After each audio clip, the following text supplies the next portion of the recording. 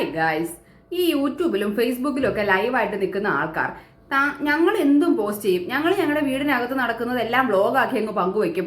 പക്ഷെ നിങ്ങൾ നല്ലത് മാത്രമേ ഞങ്ങളുടെ വീഡിയോയുടെ താഴെ വന്ന് കമന്റ് ചെയ്യാനായിട്ട് പാടുള്ളൂ. ഞങ്ങളെ ക്രിട്ടിസൈസ് ചെയ്യാൻ ശ്രമിക്കുക, ഒന്നും ചെയ്യരുത് എന്നുള്ള പിടിവാശിയായിട്ടിരിക്കുന്ന ഏതെങ്കിലും ഇൻഫ്ലുവൻസേഴ്സ് ഉണ്ടെങ്കിൽ ഇൻഫ്ലുവൻസർ എന്ന് പറയുന്ന ജോലി നിർത്തി പ്രൈവറ്റ് ആക്കി അവനവന്റെ ജീവിതവുമായി സോഷ്യൽ ലൈഫ് പൂർണ്ണമായി ഉപേക്ഷിച്ച് വീട്ടിലിരിക്കുന്നതായിരിക്കും നല്ലത്.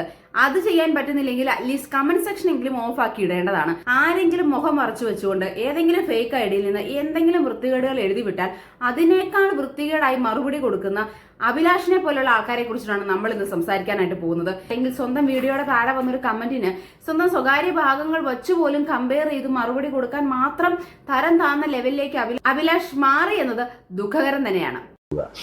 ചേട്ടന്റെ കാല് പോലെയാണോ കുഞ്ഞിന്റെ കാല് ഒന്നും തോന്നരുത്.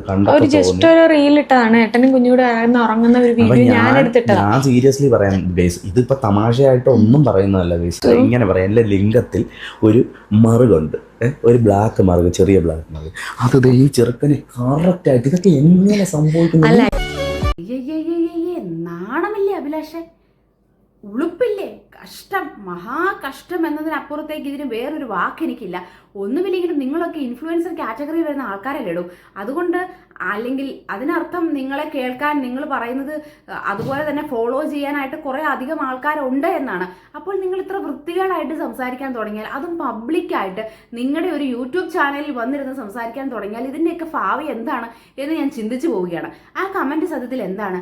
ചേട്ടനെ പോലെ ഡിസേബിലിറ്റി നിങ്ങളുടെ കുഞ്ഞിനുമുണ്ടോ? ചോദിക്കുന്നതുകൊണ്ടൊന്നും തോന്നരുതേ എന്ന് പറഞ്ഞ് വളരെ കറക്റ്റ് ആയിട്ടുള്ള ഒരു അക്കൗണ്ടിൽ നിന്നാണ് ആ കമന്റ് വന്നിരിക്കുന്നത്. അതൊരു ഫേക്ക് അക്കൗണ്ടോ അല്ലെങ്കിൽ ഫേക്ക് ഐ ഡി ഒന്നും ആണെന്ന് എനിക്ക് തോന്നുന്നില്ല. സോ നിങ്ങളുടെ സബ്സ്ക്രൈബർ ആയിരിക്കാം, നിങ്ങളെ തുടക്കം മുതൽ ഫോളോ ചെയ്യുന്ന ആളായിരിക്കാം. സോ അവര് ജെനുവിൻ ആയിട്ട് ഈ ഒരു കാര്യം അറിയാൻ വേണ്ടിയിട്ട് ഒരു പക്ഷെ ചോദിച്ചതായിരിക്കാം. ഇനി അത് നിങ്ങളെ വേദനിപ്പിച്ചിട്ടുണ്ട് എന്ന് വെക്കുക. ഉറപ്പായിട്ടും ഇത് കേൾക്കുമ്പോൾ ഒരു മാതാവിനോ പിതാവിനോ ദേഷ്യം വരാം, വിഷമം വരാം, പല ഇമോഷൻസും വരാം. അതിനെ മാന്യമായി ഹാൻഡിൽ ചെയ്യണ്ടേ? നമ്മൾ വീട്ടിൽ സംസാരിക്കുന്നത് പോലെ അല്ലെങ്കിൽ വളരെ കൊളോക്കിയലായിട്ട് ഫ്രണ്ട്സിന്റെ ഇടയിൽ സംസാരിക്കുന്നത് പോലെയാണ് ഒരു പബ്ലിക് യൂട്യൂബ് ചാനലിൽ വന്നിരുന്ന് സംസാരിക്കേണ്ടത്. ഇത്രയും പ്രകോപിതനാവാൻ അവർ ആ കമന്റിനകത്ത് ഒരു മോശം ഭാഷയോ അസഭ്യ വർത്തമാനോ ഒന്നും പറഞ്ഞിട്ടില്ല. നിങ്ങൾക്ക് ഇനി അങ്ങനെ ഫീൽ ആയെങ്കിൽ ഇനി ഇതുപോലുള്ള കമന്റുകൾ ഇടരുത്, ഞങ്ങൾ ഇനി ഇതിന് മറുപടി പറയാൻ ആഗ്രഹിക്കുന്നില്ല എന്ന് പറഞ്ഞ് നിങ്ങൾക്ക് അത് ഒഴിവാക്കാമായിരുന്നു.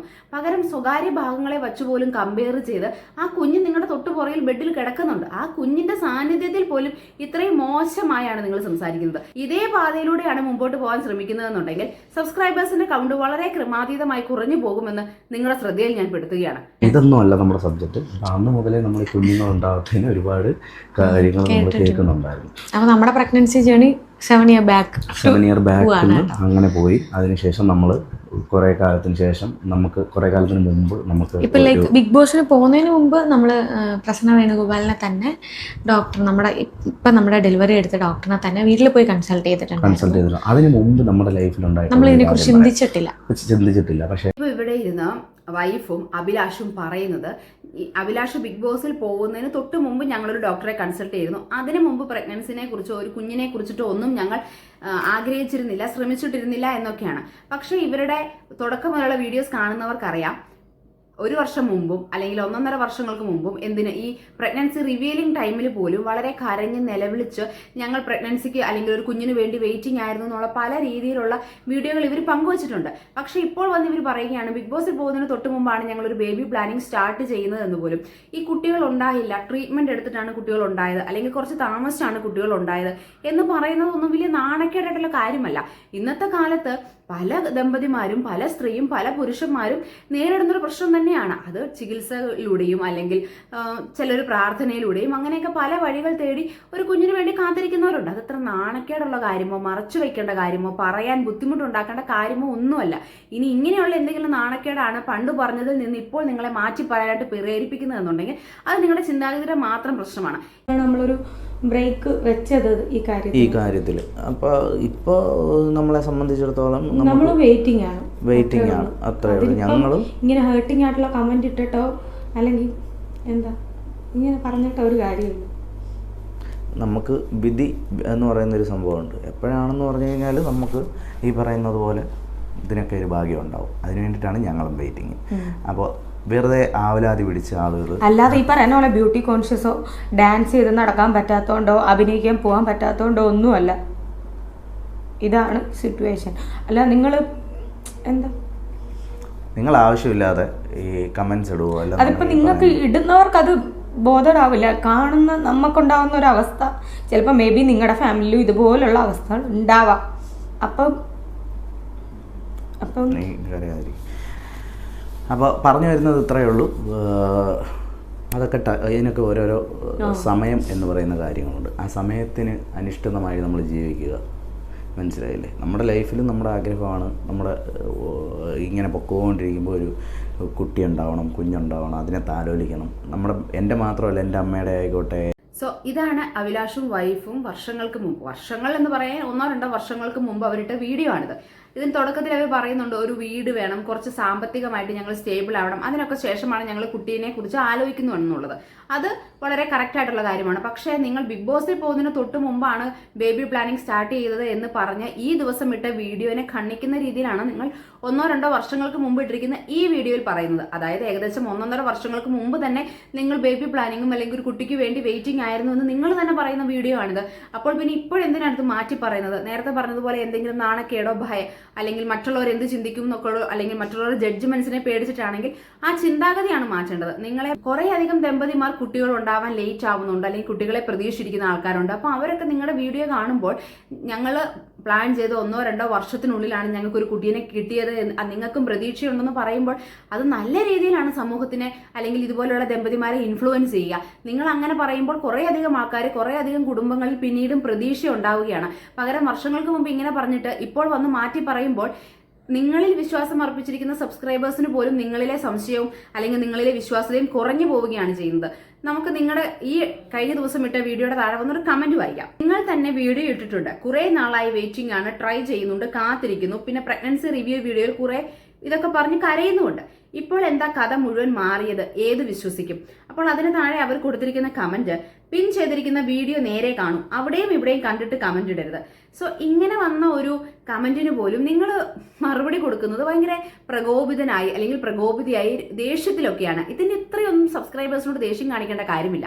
നിങ്ങൾക്ക് നിലവിൽ നിങ്ങളുടെ ഒരു മെയിൻ സോഴ്സ് ഓഫ് ഇൻകം എന്ന് പറയുന്ന യൂട്യൂബോ ഫേസ്ബുക്കോ ഒക്കെ ആയിരിക്കും. അപ്പോൾ നിങ്ങളുടെ വീഡിയോ കണ്ട് സഹായിക്കുന്ന ആൾക്കാരാണ് ഈ കമന്റ് ഇടുന്നവർ ഉൾപ്പെടെ.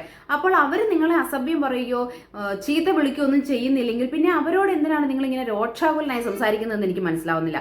ഈ വീഡിയോയ്ക്കകത്തും അയാൾ കമന്റ് ഇട്ടിരിക്കുന്നത്, അവർ കമന്റ് ഇട്ടിരിക്കുന്നത് നിങ്ങളുടെ പഴയ വീഡിയോകളിൽ നിങ്ങൾ കുട്ടിക്ക് വേണ്ടി കാത്തിരിക്കുകയാണ്, വെയിറ്റിംഗ് ആണെന്നൊക്കെയാണ്. പിന്നെ ഇപ്പോൾ എന്താണ് മാറ്റി പറയുന്നതെന്നാണ്. അത് തന്നെയാണ് ഞാനും പറയാനായിട്ട് ശ്രമിക്കുന്നത്. നിങ്ങൾ ഇപ്പോൾ വന്ന് ഈ പഴയ കഥ മുഴുവൻ മാറ്റി പറയുന്നത് കൊണ്ട് നിങ്ങളിൽ വിശ്വാസം അർപ്പിച്ചിരിക്കുന്ന അല്ലെങ്കിൽ നിങ്ങളെ പോലെ ഈ കുട്ടിക്ക് വേണ്ടി വെയിറ്റ് ചെയ്യുന്ന കുറേയധികം ആൾക്കാരെ നിരുത്സാഹപ്പെടുത്തുകയാണ് നിങ്ങൾ ചെയ്യുന്നത്. ഇനി നിങ്ങൾക്ക് ഇപ്പോൾ ഒരു കുട്ടി ഉണ്ടായിരിക്കുന്നു, സന്തോഷം, അതിന്റെ ആശംസകൾ. ആ കുട്ടി ഉണ്ടാകുന്ന അല്ലെങ്കിൽ ആ പ്രഗ്നൻസി റിവീലിംഗ് വീഡിയോ കൂടി നമുക്കൊന്ന് കാണാം. നമ്മൾ കല്യാണം കഴിഞ്ഞിട്ട് 7 വർഷമായി. അപ്പോൾ എല്ലാവരും ചോദിക്കുമ്പോൾ നമുക്കൊരു വിഷമം ഭയങ്കര, അല്ലെങ്കിൽ നമ്മൾ പേഴ്സണലി ചിലർ ഹേർട്ട് ചെയ്യാൻ വേണ്ടിയിട്ട് ചോദിക്കും. പക്ഷെ അതൊന്നും എന്നെ കേൾപ്പിക്കില്ല കേട്ടോ. കമൻ്റ് ആണെങ്കിലും എന്തെങ്കിലും വന്നാലും പുള്ളിയാൻ ഹാൻഡിൽ ചെയ്യും. പക്ഷെ നമ്മളെ കേൾക്കാൻ ചിലർ പറയുമല്ലോ, അപ്പം അത് നമുക്ക് വിഷമം.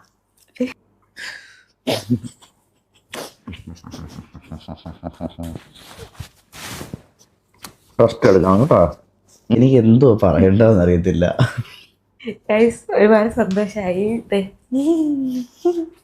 വീട്ടിൽ എല്ലാവരും ഹാപ്പി ആവട്ടെ, എല്ലാവരും ഹാപ്പി. നമ്മളേലും അവരായിരുന്നു എപ്പോഴും അമ്മമാരുണ്ട് ഒരു വിഷമം പറയുന്നത്. ഇടയ്ക്ക് പ്രാർത്ഥന ഉണ്ടാവണം. 3 മാസം കഴിഞ്ഞ ഇത് അതുവരെ ഞങ്ങൾ പ്രാർത്ഥിച്ച് പൊന്നു പോലെ കൊണ്ട് നടക്കാം.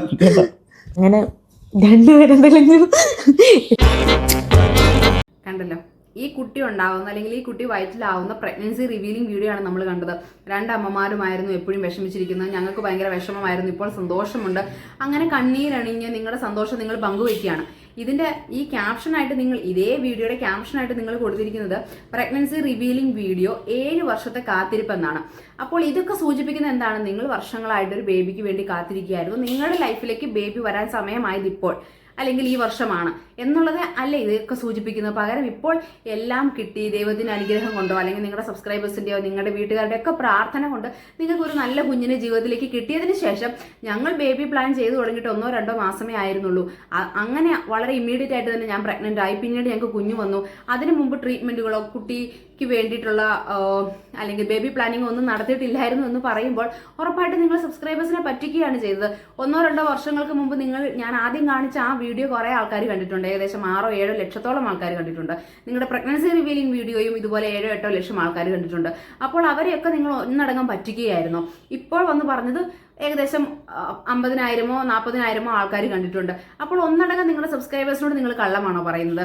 നിങ്ങൾ ഒന്നെങ്കിൽ നിങ്ങളുടെ കമ്മ്യൂണിക്കേഷൻ അത്ര ശരിയല്ല, നിങ്ങൾ പറയാൻ ഉദ്ദേശിക്കുന്നതല്ല നിങ്ങളുടെ വായിൽ നിന്ന് പുറത്തോട്ട് വരുന്നതും എഡിറ്റിംഗ് കഴിഞ്ഞത് വീഡിയോയിലുള്ളതും.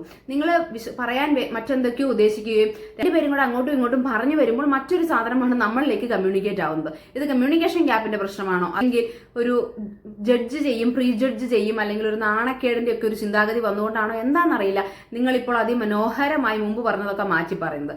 എന്തായാലും ഇത് എന്റെ മാത്രം സംശയമോ എന്റെ മാത്രം ഒരു ചിന്താഗതിയോ അല്ല. നിങ്ങളുടെ കമന്റ് സെക്ഷൻ നോക്കിയാൽ പല ആൾക്കാരും ഇതേ കാര്യം നിങ്ങളോട് ചോദിച്ചിട്ടുണ്ട്.